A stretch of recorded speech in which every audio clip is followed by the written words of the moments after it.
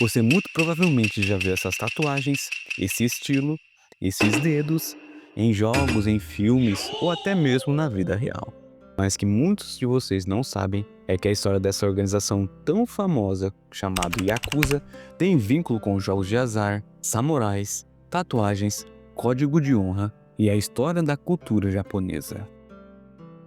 Então, se você ficou curioso para saber mais sobre a história completa da Yakuza, fique comigo até o final.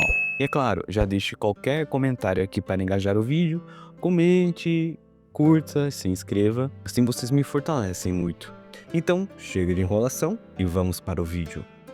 Tudo começa lá no Japão do século XVII, no período do Japão feudal, numa época em que o país era dominado pelos samurais e o shogunato Tokugawa mandava e desmandava. Mas enquanto os samurais cuidavam da nobreza, quem resolvia os pepinos da classe mais baixa eram os chamados Machiyoko, ou os caras das cidades. Eles eram tipo uns justiceiros informais que protegiam os comerciantes e os moradores locais de bandidos e abusos. Nessa época, o Japão estava saindo de um longo período de guerra civil e entrando em uma era de paz. Com a unificação do país, mais de 500 mil samurais e artesãos especializados em armas de guerra ficaram sem emprego. Muitos desses guerreiros desempregados acabaram se integrando a grupos marginais, que mais tarde se tornaria a base da Yakuza. Só que com o tempo, esses caras foram ganhando poder e influência e alguns deles começaram a misturar proteção com, bem, atividades menos legais. Nesse contexto que surgiram dois grupos que são considerados os ancestrais da Yakuza, os Bakuto e os Tekiya. Os Bakuto eram basicamente jogadores de azar. Eles organizavam jogos ilegais e muitas vezes exploravam os camponeses que estavam desesperados por dinheiro. Apesar disso, eles tinham um código de conduta e uma hierarquia bem definida, algo que mais tarde influenciaria a estrutura da Yakuza moderna. Já os Teria, por outro lado, eram vendedores ambulantes que muitas vezes vendiam produtos falsificados ou de qualidade duvidosa. Eles também tinham suas próprias regras e hierarquias e protegiam seus territórios com unhas e dentes. Esses dois grupos começaram a se organizar de uma forma mais estruturada, criando laços de lealdade e códigos de honra, que lembram muito dos samurais. E também aqui entra um detalhe curioso, o nome Yakuza, sabe de onde vem? Ela vem de um jogo de cartas japonês chamado Yochokabo, que é parecido com o nosso Blackjack. A pior mão possível nesse jogo era a combinação do 8, 9 e 3, que em japonês se fala Yakuza. E por que isso importa? Porque essa combinação era usada como uma metáfora para quem era inútil ou marginalizado. E adivinha? Esses caras que a gente está falando abraçaram o nome como um símbolo de orgulho. Tipo, vocês nos chamam de inúteis? Então vamos mostrar que somos muito mais do que isso. E assim, a Yakuza começou a tomar forma. Mas não era uma organização unificada.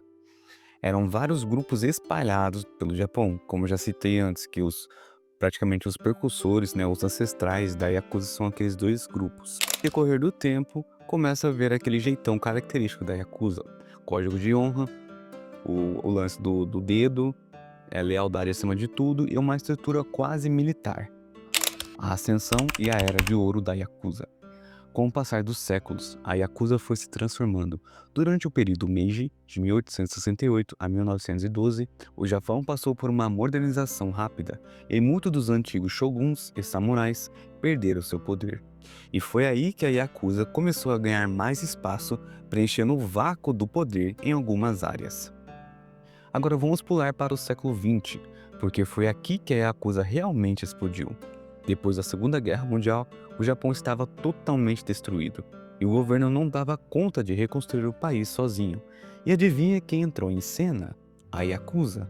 Eles começaram a controlar mercados negros, a oferecer proteção, entre aspas, né, para comerciantes e até ajudar a reconstrução das cidades.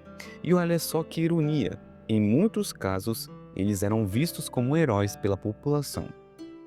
Mas claro, nem tudo eram flores. A Yakuza também estava envolvida em tráfico de drogas, prostituição, extorsão e até assassinatos. E foi nessa época que surgiram os grandes clãs, como Yamaguchi Gumi, que até hoje é um dos maiores grupos da Yakuza. Esses clãs tinham uma estrutura super organizada, com chefes, subchefes e uma hierarquia bem definida. E sabe o que mais? Eles também até tinham um código de conduta, chamado Jinge, que valorizava coisas como lealdade, respeito e honra. Ah, e não podemos esquecer das tatuagens. Esse é um dos símbolos mais marcantes da Yakuza. As tatuagens tradicionais japonesas, chamadas de erezumi, cobrem grande parte do corpo e são feitas à mão, num processo que pode levar anos e é super dolorido. Mas, para os membros da Yakuza, isso é um sinal de compromisso e resistência. Aí nos anos 1960 e 1970, a Yakuza chegou ao seu auge. Eles estavam envolvidos em tudo, desde negócios legítimos, como construção civil e entretenimento, até atividades ilegais, como tráfico de armas e lavagem de dinheiro. E o mais interessante é que eles tinham tanto poder que até os políticos e policiais faziam acordo com eles. Tirando um pouco desse clima meio tenso, vou falar algumas curiosidades que vão deixar esse papo ainda mais interessante e muito provavelmente você também não sabia. Primeiro, você sabia que a Yakuza tem uma relação bem próxima com o Sumo? Pois é, muitos lutadores de Sumo eram patrocinados por clãs da Yakuza, e alguns até se tornaram membros depois de se aposentar. Outra curiosidade é sobre as cerimônias de iniciação. Quando alguém entra para a Yakuza, ele participa de um ritual chamado Sakazuki, onde ele e seu padrinho bebem saquê da mesma taça. Isso simboliza um vínculo de lealdade que, teoricamente, dura para sempre. E tem mais uma. A Yakuza também tem uma forte ligação com o cinema. Muitos filmes japoneses, especialmente os do gênero Yakuza Eiga, retratam a vida desses grupos de uma forma quase romantizada. Clássicos como Battles e Fault, Honor and Immunity e Sometime são exemplos perfeitos disso.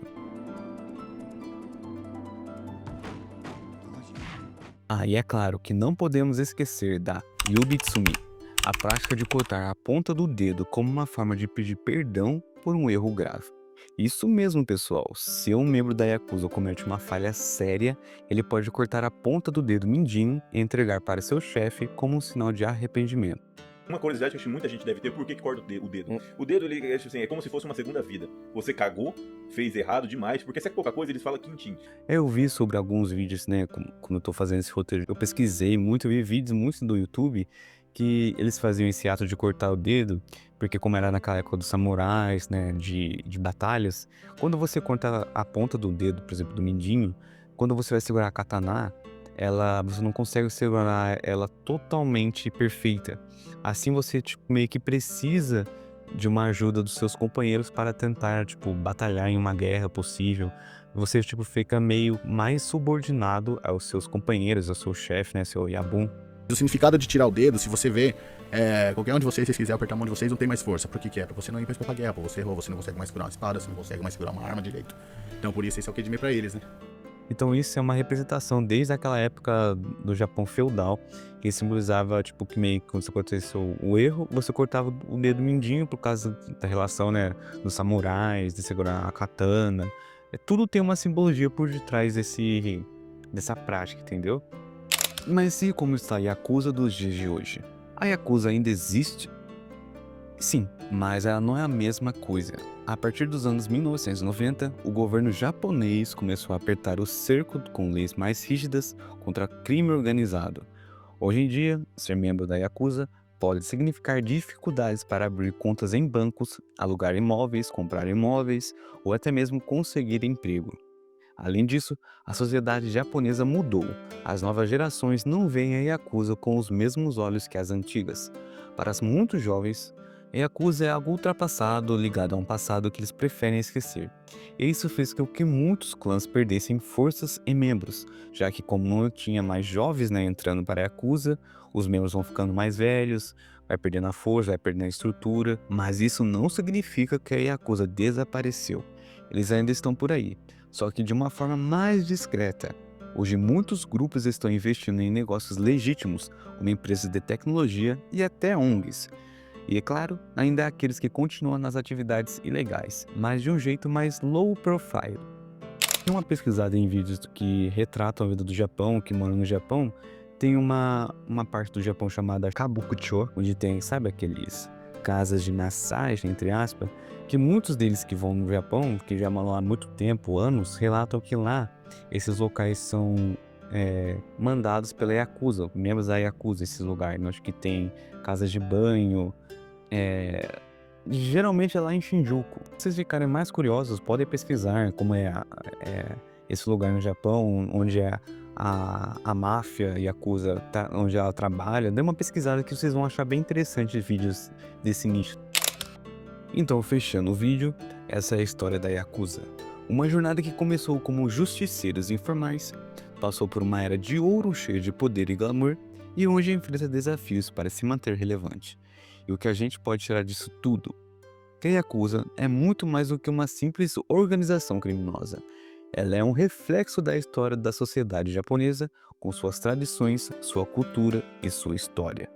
E deixando claro que eu não estou passando pano para nenhuma organização, esse vídeo é totalmente de caráter informativo. Não estou apoiando ninguém, é só um vídeo sobre curiosidade, já que o canal é sobre isso, de um canal sobre um pouco de tudo. Tamo junto? E se você gostou do vídeo, não se esqueça de curtir, comentar e compartilhar com os amigos e se inscrever no canal. Até a próxima!